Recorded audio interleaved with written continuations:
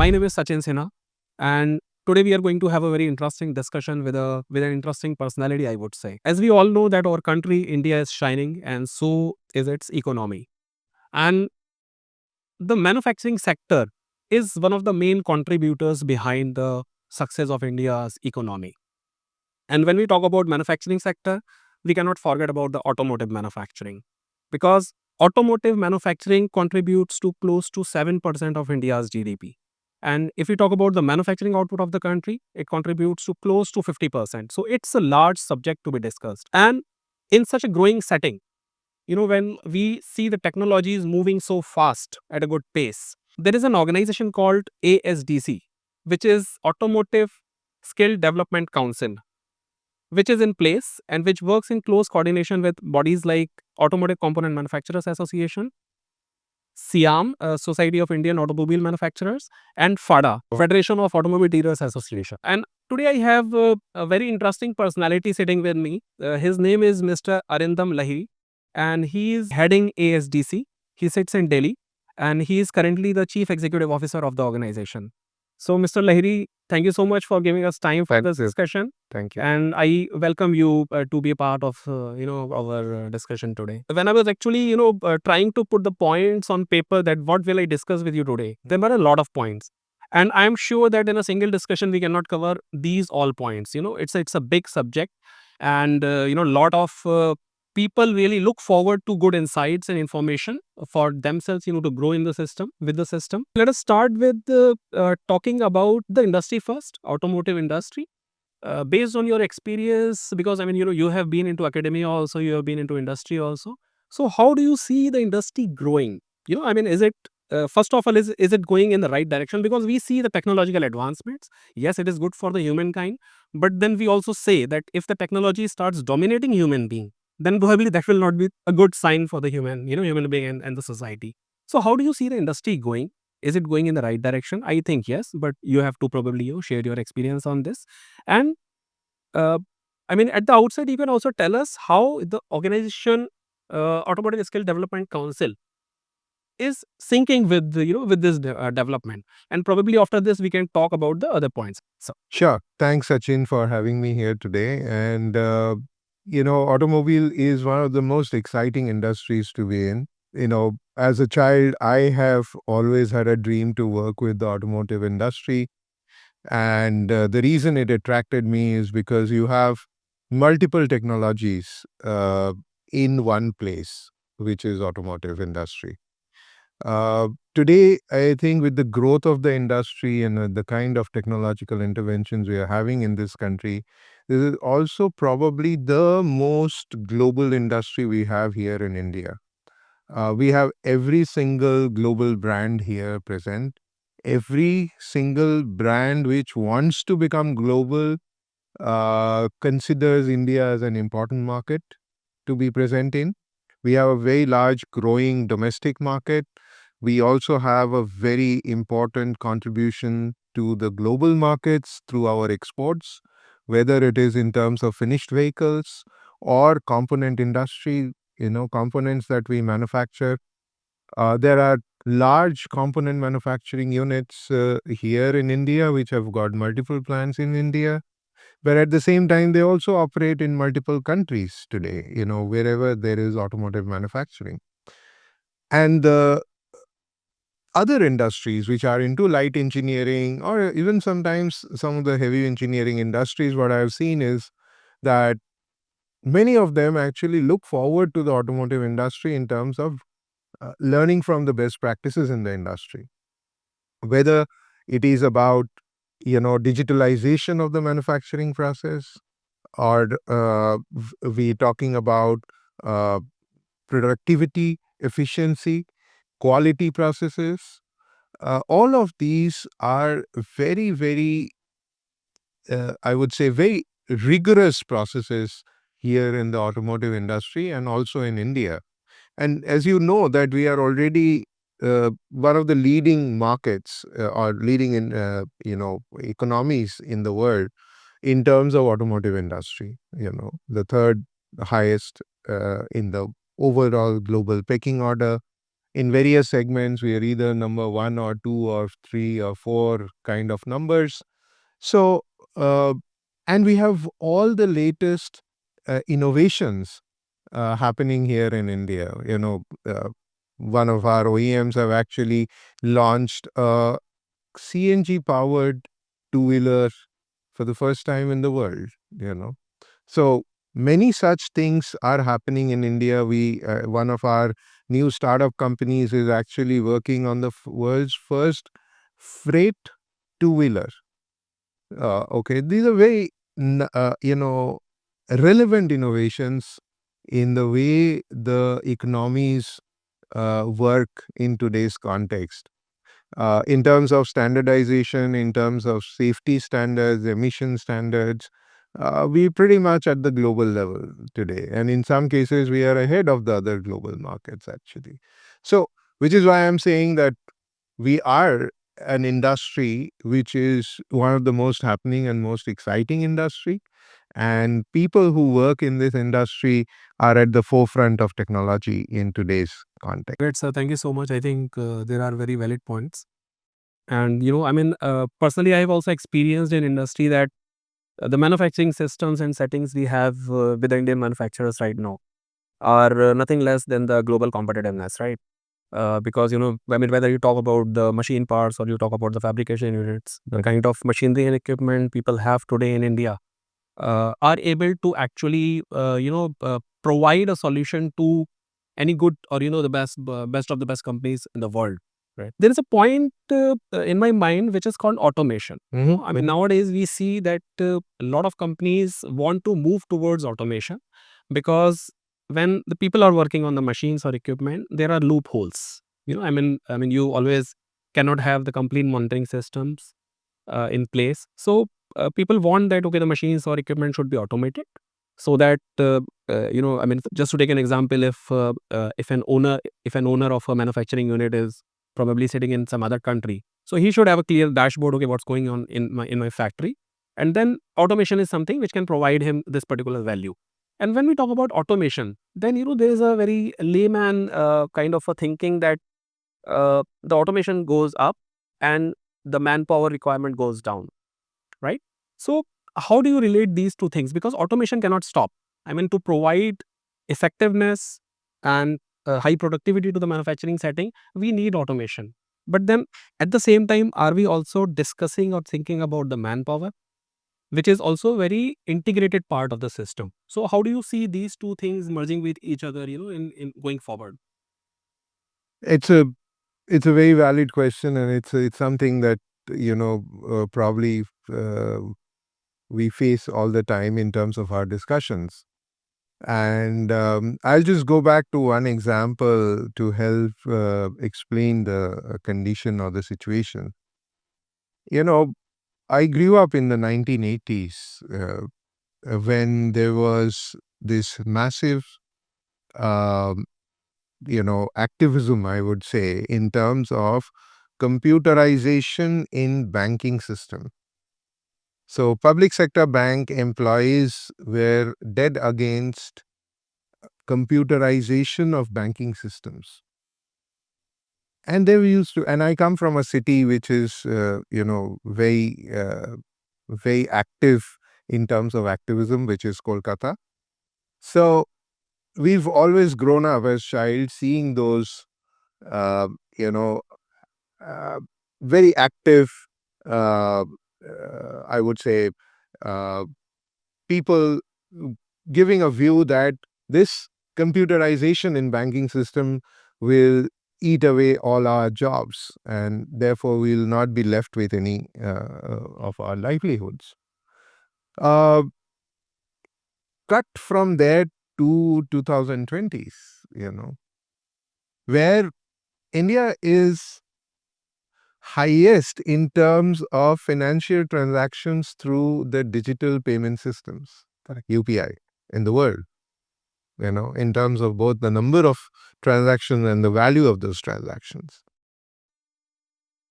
And do you think less people work in banking industry today? I don't think so. I think 100x of people who used to work in 80s in banking industry, 100x of those are working in the industry today. And it has been enabled by automation. Yes. So, we take a very linear view of automation, which means that automation replaces an individual. Correct. But unfortunately, anything in this world is not linear. It's always multidimensional. Absolutely. Okay. And automation is going to generate more and more jobs. Okay. Very recently, I was in a factory in Pune, which has adopted digitalization and automation in their processes. And very interesting insight I was getting in terms of a particular product, a sub-assembly that they do in terms of child parts and component parts. It's a 3-station line. So I was asking them, when before automation, how many people were in this line? Okay. So they said it used to be a 5 people station. The last 2 were trying to do checks of whether the first 3 people have done their work right. Okay. So which means what? You're doing a non-value added activity. Correct. So I said, after you've done automation, what has improved with these 3 people? And it's the same 3 people who were doing the production actually, even at that point in time. So they say that they are producing 1.5x the number with the same set of people today, and they have no rejections because the process is made foolproof through automation. Okay.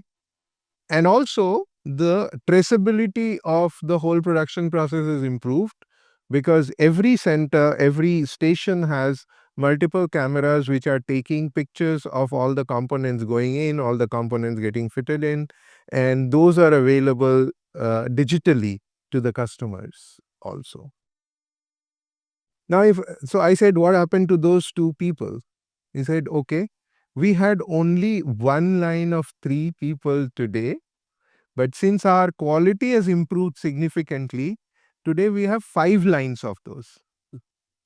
So we've actually hired more people because we've got higher share of business by providing better quality at a slightly lower cost because our productivities have increased, and my customers are very happy and they're giving me more business. Okay. And therefore I am employing more people. So today, I think that's where, because we are not at an optimized state today already. If we had been in an optimized state and then you further automate or whatever it is, maybe there would be this concern. But we are far from that optimized state of production processes. We can grow significantly by having very effective automation in our processes, by skilling our people in the right direction, and therefore growing our economy at a faster pace than many other countries. Yeah, very insightful, sir. Right away, I will connect your statement to the fact, of your reason, being in this particular profession. Very rightly said someone that you need smarter people to run smarter machines. Right. Correct. And that's where probably your intervention also comes into place. That if I understood it right, that you are upskilling and reskilling people so that they can keep up with the pace of technology. Yeah. Technology is growing very fast, Right. and India is a great adopter of that technology. So at the same time, we also need to train our people that they do not fall behind, or they keep it becomes very difficult for them to keep the pace with that. So coming directly to ASDC now, Right. I would like to understand from you the major subjects which you take care of in this organization, and how do you do it. Also, you can cover your association with ACMA and SIA. What's your equation with these bodies? How do they support you? How do you support them? And what's the equation between the two? Right. So, if you can throw some light on this, that. So ASDC is, being developed. It got started in 2011 as a sectoral skill body. There are 36 such sectoral bodies in this country in different industry sectors. For automotive, we are the Sector Skill Council. Um, this is promoted by the three major national associations of the auto industry, which is SIAM, Society of Indian Automobile Manufacturers, ACMA, Auto Component Manufacturers Association, and FADA, the Federation of Auto Dealers Associations. So, if you look at the nature of these three organizations, they cover the entire value chain of the auto industry in India at the national level. And therefore, at ASDC, we cover skilling under all the subsectors or value chain components of the auto industry. So, whether it's R&D engineering, manufacturing, dealership sales, dealership service, or basically aftermarket service, both dealership and multi-brand workshops. And finally, we also take care of driving as a area of training, because that's also very important in terms of the whole automotive industry. Uh, as a body, we work very closely with the industry. So our model is that we are a bridge organization between the three key stakeholders in this whole ecosystem, which is industry, the government, and the training or the academic institutions.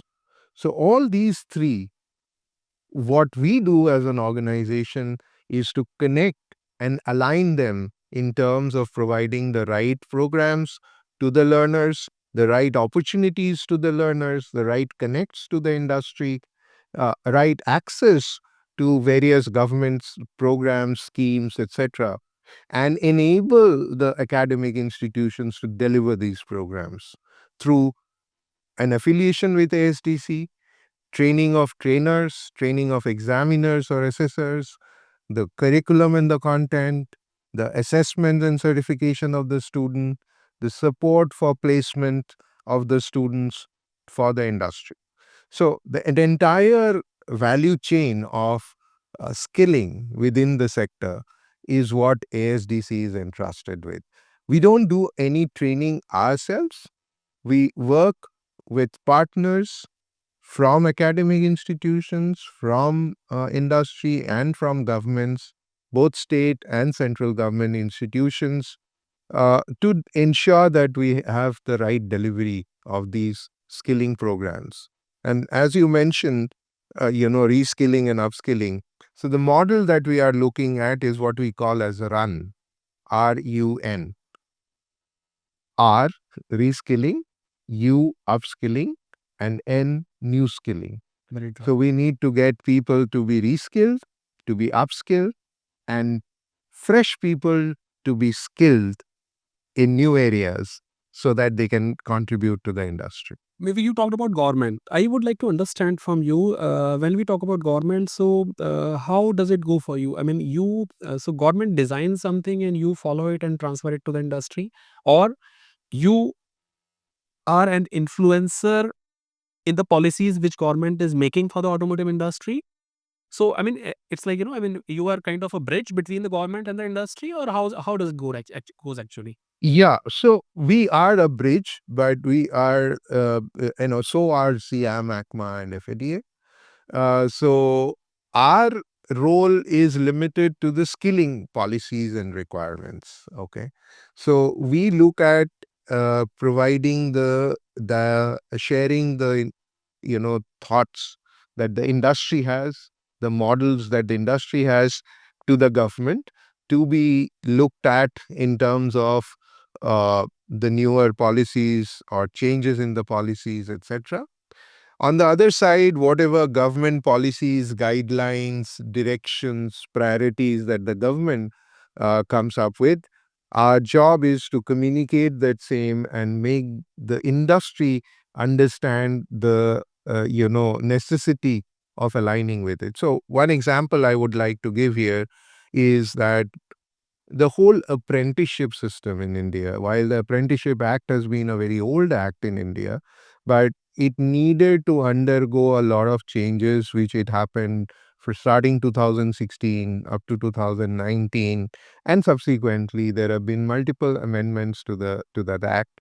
And the government also launched a new promotion scheme of National Apprenticeship Promotion Scheme, NAPS, which basically allows organizations to deploy apprentices in their work and not necessarily go through a government office to be able to administer NAPS. As Sector Skill Council, we became like the extended arm of the government to help government administer and promote NAPS. And today at ASDC, we contribute to about 2 lakh plus apprentices every year coming into this particular industry through our NAPS curriculum, apprenticeship curriculum, and getting the benefit out of this whole process. And we've gotten more and more establishments or organizations adopt the apprenticeship programs as they go along. So while initially when it was launched, there were a lot of hesitation, a lot of queries. So we organize regular interaction with the industry people to help them understand why how this can help them, and if they have any issues in implementation, how we can bring it back to the government to ensure those issues are taken care of. You know, so overall, as an organization, our role remains as a bridge organization between the industry and the government on both sides, in a two-way process, with the focus on skilling of manpower required for the industry. Good, sir. Thank you so much. I mean, from your current this statement, I mean, I have a ready question for you. But before going to that question, I have another interesting thing to discuss with you. I mean, we see that the evolution of technology. I mean, I mean, dive back into the history, the evolution was slow. But in last 8 to 10 years, or probably 15 years, we have seen the technology is changing very fast. Okay. Now we talk about the electric vehicles. I mean, from the IC engines, we are trying to move to electric vehicles, and India as an aggressive country, towards achieving its targets. Probably we will achieve this target also soon, which is set by the government of India. Now, uh, I mean, when we are shifting from IC engines to electric vehicles, there is a change in components. There is a change in the manufacturing technologies used to make those components. I mean, we are moving toward, I would say, lighter vehicles compared to the IC engines, where you have heavy systems. You have more rigid steering systems to handle the engine parts. Then you have more rigid transmission system compared to the electric vehicles and IC engines. So from heavier to lighter, we are moving. The technology, I mean, the component technology is also moving. The manufacturing technology is moving. Now, you being a front runner in trainings, I mean, you said 2 lakh apprentices every year. It's a large number. It becomes a very big subject to discuss. How do you keep your pace with this change? Because probably, I would say that, I mean, you cannot ignore IC engines for now, because you have most of the vehicles on road which runs on IC engines. So you have to train your people on IC engines and the related technologies, the systems. But yes, I mean, as I said, the technology is changing very fast. So I'm sure you would already have this in place for the EV vehicles also. So how are you seeing this? How do you see it? I mean, changing from IC to EV, and do you train your people on both sides, or do you train them, say, 75% on the EV side and 25% on? So I mean, because you are sitting at a position where you will have a better idea of this whole perspective. So I would like to understand from you, how do you see this change, and how do you make your team comfortable with this change? Yeah. No, very true. And this has been one of our challenge in terms of changes in technology, and whether it's this industry or any other industry. So in terms of vehicle technology, you are right that there is a shift. There is electric vehicle, and not only electric vehicle, I would say there is a whole domain of new energy vehicle, as typically we call it. Battery electric vehicle being one of them. Now, when we skill people, as I skill people, as we skill people in ASDC, we need to ensure they get a livelihood out of that process. That's why they come to our network of centers, etc. So maybe 80% of our trainings are focused on existing technologies, which are very deeply used. Okay. Uh, but maybe 15-20% of our, I mean, I'm just giving you a ballpark figure, maybe 15-20% trainings will happen in the newer technologies. But even if I do lower numbers, I'll have to ensure I have curriculum, I have number of trainers, I have content for all of these programs to happen. So as an organization, the structure we have is that for different domains or different subsectors, we have industry expert groups. So, which is a representation of people who are currently working in the industry. So, we meet them regularly in a sequence of about, let's say, once in every 2 months or 3 months, and we meet them and talk to them and we tell them what we are doing and we ask them as to what do they see the new changes happening, what is it that they want us to work further on, and who could help us with that work, you know uh, therefore we are constantly in touch with what the industry is working. Also, a lot of industry is actually our training partner as well. They are the ones who run the training centers in their premises, which are ASDC training centers. So when we continuously interact with them, they keep saying that, okay, you know what, your content now needs a change because there are some things that has changed. You need to put them. So I'll take a very random example. Um, you know, in fleet management, uh, you know, some time back we were told that telematics has become very important today. So you need to include, when you are talking about fleet management, telematics has to be introduced as a component.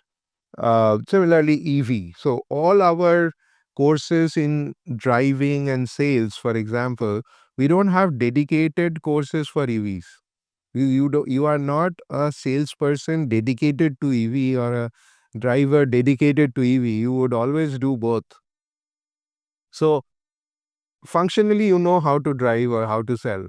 That is, of course, the core of the curriculum. But we are also contextualizing and sensitizing them with a separate module on electric vehicle.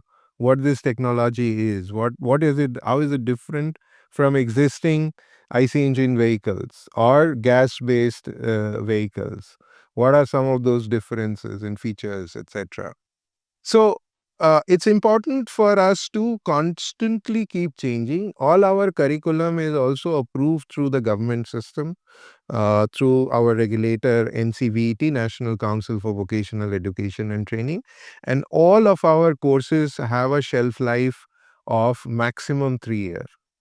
Okay. So by the time you create the course and then you implement the course, and 3 years is not, I mean, while it seems like still a large, but if you actually want to see the impact coming in, it takes a while.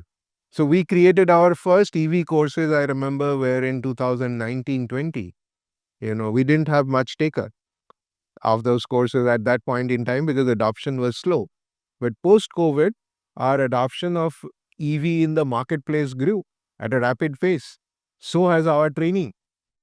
But what we designed in 1920 have already expired. So we've done new designs in 22-23. And those same ones will now be up for revision in 25-26. Okay. So from the time we first designed an electric vehicle program, we are already in the third cycle of revision. Okay. Because we are already in 25-26 almost. Yes. Okay. So we have to constantly change as a body in terms of the curriculum, the content, etc. While it does take a while to make those changes available to the learners, but we are pretty much aligned to this system. Of course, we keep waiting for a little bit of an adoption, because unless there is a little bit of an adoption, so while we can prepare programs, but uh, there aren't many takers for these programs. So one example, again, I will tell you about scrappage policy. It's been around for some time, but the speed of adoption is low. So while we have created a course to train people on how to scrap a vehicle or dismantle a vehicle dismantler is what we call them. We haven't had much training on those, because there isn't enough opportunity of livelihood as of now in the formal world. But slowly, as it takes off, we will be ready. Maybe we'll have another version of it or revised version of it as new technologies come in, and we'll keep an eye on that. You are actually keeping the pace up with technology, technological developments. Great, sir. When we look at industry, so one is automation that we talked about. Okay, automation is something that probably there is an existing manufacturing setting, and the manufacturer is looking for for more productivity, and that's why they call for automation. So this is something which we do to the existing premise. Okay. Mhm. Now, at the same time, keeping an eye on the future, we say that we are going to be a leading economy in the world soon. We are already one of the leading, but probably the leading means the top Top three. three, yeah. And for that, we would need capacity expansion. Mm. It cannot only happen with the existing premise, because Right. even now, I mean, if we compare our ecosystem with the developed countries, we are still far behind in terms of capacity. So what I would like to ask you is that in next 8 to 10 years, Mhm.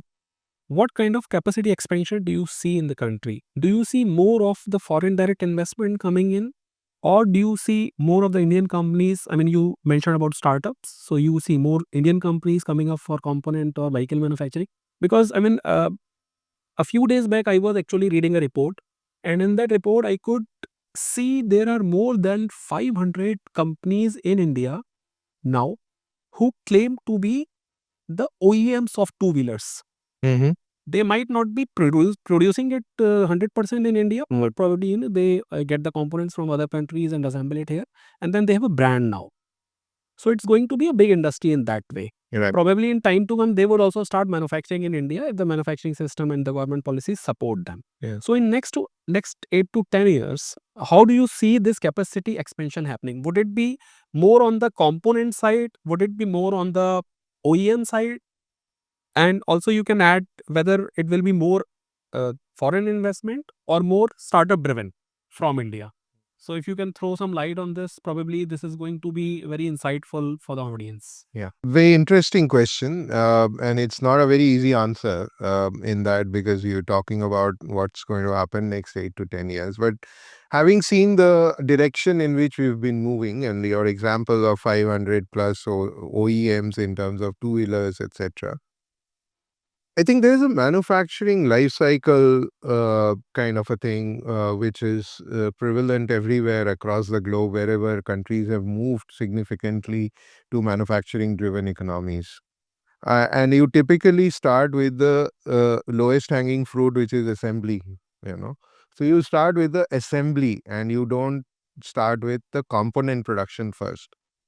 So you would see a lot of that happening today, but slowly, if you have to do the assembling, you would also need the components to come into the country. And some components, like for instance, today automobile industry needs a whole lot of semiconductors, for example. That component being available locally will take a while, because unless you have a a good ecosystem and that volume coming up, you won't see too many fab units coming up in this country, or India becoming actually a place to produce semiconductors. So some of those will happen. Then there are challenges of certain raw materials not being available in the country, so they will come from outside, etc. Therefore, to answer your question around where do I see the growth, unless OEM grows, the components will not find it easy to grow, because components is quite dependent on OEM growths here. So while components themselves can grow in terms of export market, and they are growing with that export market penetration, but you still need your core to happen in OEMs essentially. So it will be largely around, vehicle. If you have to talk about capacity addition of OEMs can only further lead to the growth of the overall ecosystem in the automotive industry. Now, whether it will be a startup driven or a DI, or I would say traditional player led versus startup led, okay? Because, I mean, there are uh, international companies, auto companies, which are today listed in the Indian market and raising capital in the Indian markets also, okay? So it can be local capital raise as well. Now, startups at OE level may not be very easy, in unless it's some specific application kind of vehicles. So if you look at the large volume mass market players, it will largely see a lot of traditional players or legacy players still being very active. So while, we've seen in two wheelers a lot of new players have come in, but slowly I think the legacy players have caught up because they were probably waiting for certain critical volumes to come into the market before they could actually focus and deliver for the market. Similarly, in three wheelers, etc., as well. So we do see large players now getting into that market and making a dent. Also, a lot of those, quite a few startups, sometimes if they have very special technologies, get subsumed into the larger players. I mean, traditionally there has been examples like Reva, etc., where they have become part of the larger system because they developed certain technology and which got imbibed into a legacy player. So some of those will be there, but I would say that largely will be driven by the legacy players because they have the might, they have the strength, they have the network, they have the core technologies available in terms of manufacturing processes, etc. And they have uh, they have a lot of background in terms of doing it. There will be a lot of disruptions that the startups will create, a lot of new products, new applications that might come up, new processes that might come up, new materials might come up. Okay.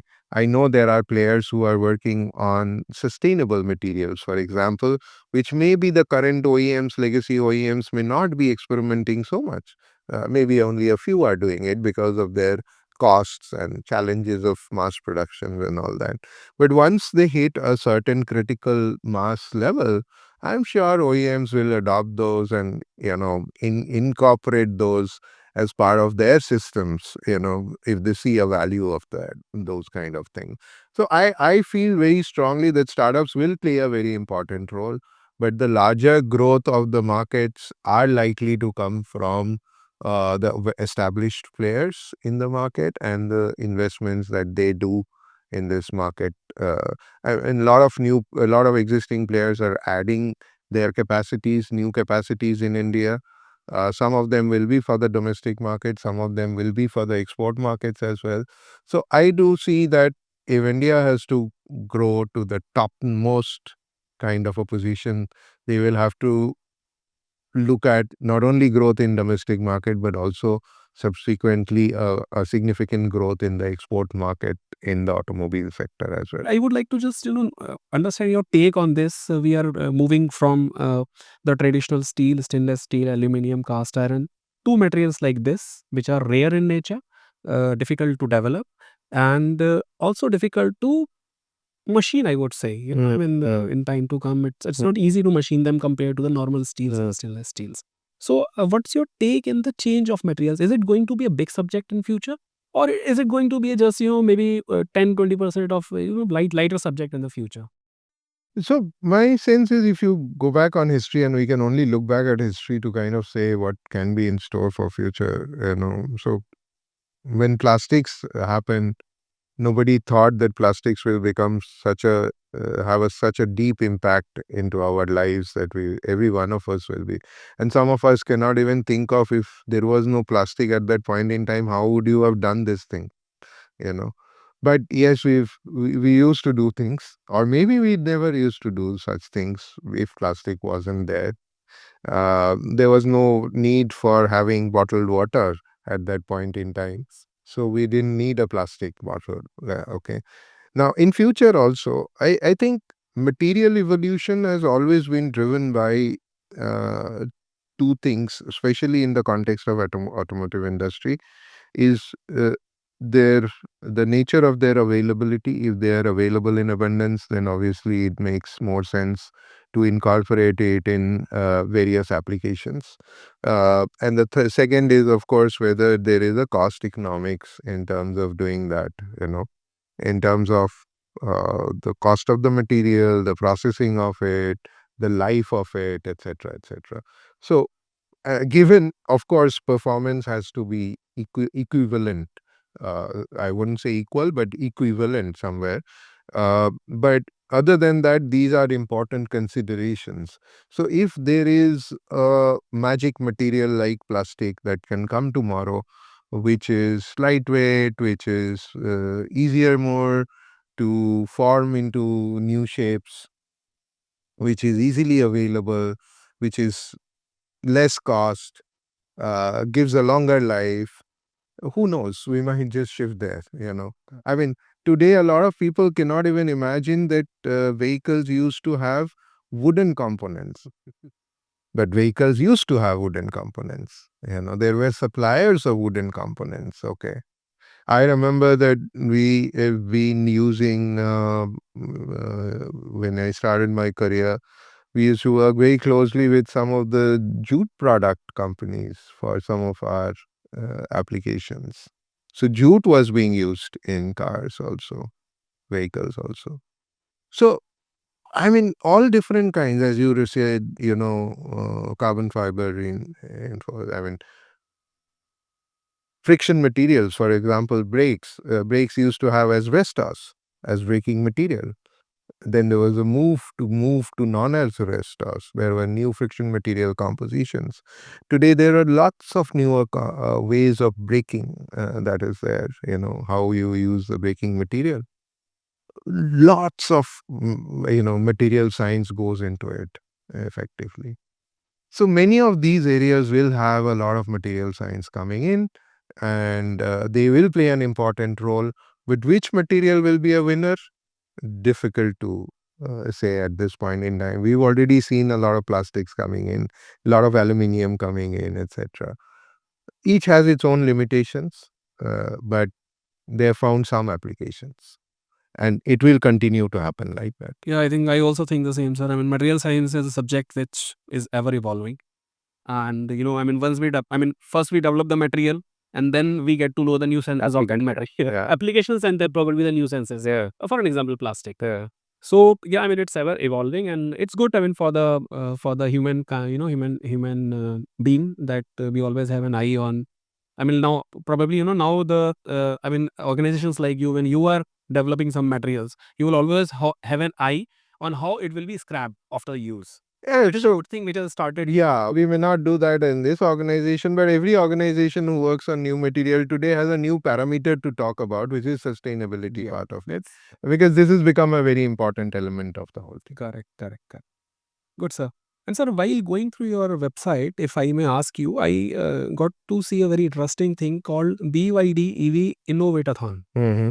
So, which looks like that there is a collaboration between ASDC and BYD, Yeah. and you do some kind of I don't know, maybe competitions. So competitions is an area, skill competition is an area that we work on. So we work on India Skills, which is the national skill competition organized under the leadership of our Ministry of Skill Development. We take these winners to the World Skills, which is like the Skill Olympics. Then we have introduced very recently for school children, we conduct a National Automobile Olympiad. which is for kids between grade 6 to 12, where we introduce them with various automotive skills and we make them compete against each other on those skills. Similarly, BYD reached out to us in terms of doing a college level competition on EV based innovations. And we reached out and we are executing that program in partnership with them, where the top winners of these program will then get an exposure to the BYD R&D center for a week as part of their winning check, essentially, to say so to say. So it's a very good opportunity for young engineers in colleges to participate in such a competition and look at what could be some new areas that one could work in the EV space. And a lot of companies today want to do or engage in such competition. So even with our National Automobile Olympiad, we have at least 4 to 5 OEMs who partner with us in terms of the whole execution of the program, interaction with the students, telling them about what the industry is doing today, how they can contribute. So it builds a whole new way of industry and academia talking to each other through a means of a competition. So, as you mentioned about the engineers who are still in the engineering colleges. Now, if I remember my time, and probably a lot of things will still be the same for the engineers who are in their final or third year of the course. Now I mean, as soon as they complete the course, they want to go into the industry and work in, probably the people who are aspiring to get into the automotive manufacturing industry. They would look for jobs, on their websites and apply and go for interviews. Do you think for them it could be a better practice to spend some time at organizations like ASDC before getting into the industry? Because I mean, even now, we see that in engineering colleges, the curriculum which is followed is not much changed. Yeah. The technology in the industry is changing very fast, but compared to that, in the engineering colleges, the curriculum is not changing at the same pace. Right. Now, will that be a good idea for the aspiring engineers or the engineers in the final year of a course to look up to organizations like ASDC first, spend some say 3 6 months over here, learn more about how they can contribute more to the industry, and then go into the industry? And that is also probably where ASDC can also support them with the leads. I've not really looked at from an ASDC perspective, but as ASDC, what we are trying to do right now is that in engineering, we are trying to bring in the industry to the college, essentially. So if you look at college to work transition, either the college goes to work or the work comes to college. Okay. So what we are trying to do is trying to kind of work with um, um, OEMs and other players in the automotive industry to be embedded into this college curriculum while they are in college. Okay.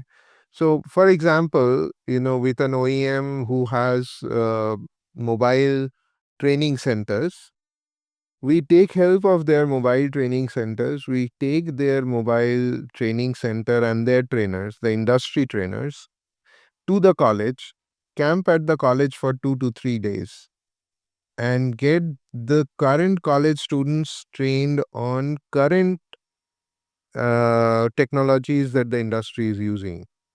Because that facility may not be available in a college. That knowledge, that skill may not be available with the faculty at the college.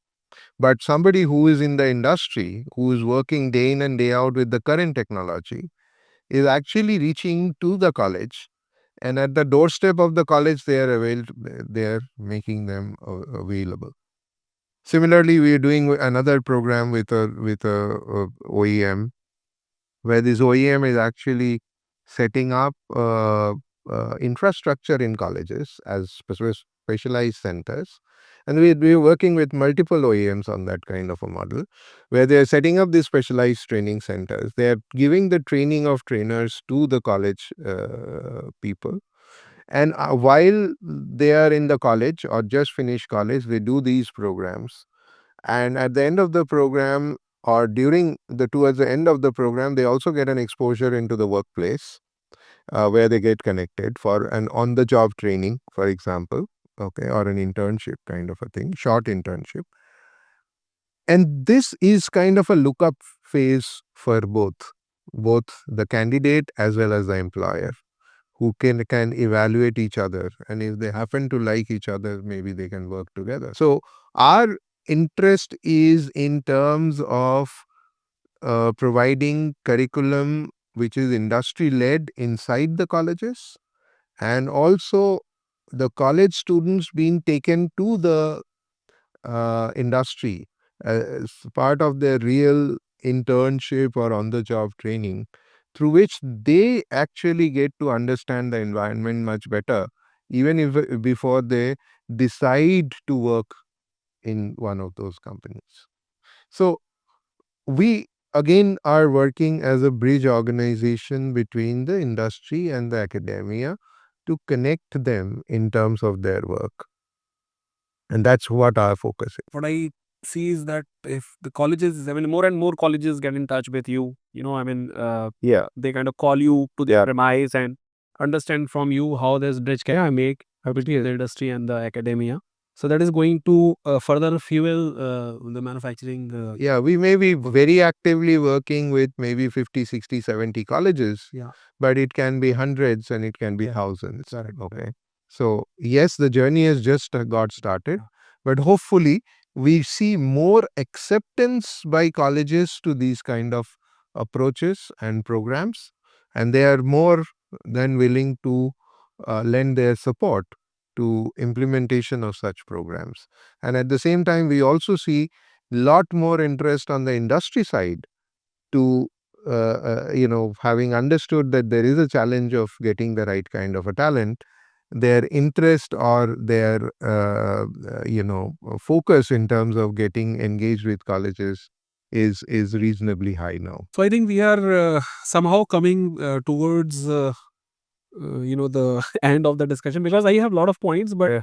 I also understand that probably everything cannot be covered in a single discussion. Sure. Probably after some time we can again sit and discuss a lot of other points. Yes. Now, as a closing remark, I would like to say that uh, auto industry is a good indicator of the Economy. Indian economy or any country's economy, I would say, because it contributes at a large level. And moving towards EV, as our government of India says that by 2030, India is poised to become the largest EV maker in the world. And I also hope so that it will happen like this. And there could be a total investment opportunity of more than 200 billion US dollars, which is, kind of giant Mhm. in the next 8 to 10 years. So with this, I would like to conclude the discussion with you. And I wish you and your team all the best in providing the value to the industry and to the academia. And we would be at disposal for any further discussion whenever you need. And thank you so much for your time today. Thank you. It's always a pleasure to talk about the industry, the manpower requirement, and you know, it's an industry which runs on a lot of machines, but at the heart of each machine is the person who is driving those machines or running those machines. Absolutely. And we would like to make a difference to the lives of those people to be equipped enough to have a very sustainable livelihood. Thank you very much for having the conversation. Pleasure for. So everyone, that was Mr. Arindam Lahiri for all of us. And I'm sure the discussion we had today must have been insightful for all of us and for you as well. I would say that the discussion we had today would connect with you if you are an active member of the automotive industry, or if you are an aspiring engineer who wants to work in the automotive industry, then also you will connect to this particular video and the discussion. If you really liked the video, please like, comment, and share it. And if you're watching it on YouTube, I would request you to subscribe to our channel so that you don't miss any content which is going to come in the future. If you're watching it on LinkedIn, please follow me so that we get connected with each other. and you don't miss any content which we post for the industry, for the benefit of the industry. Thank you so much.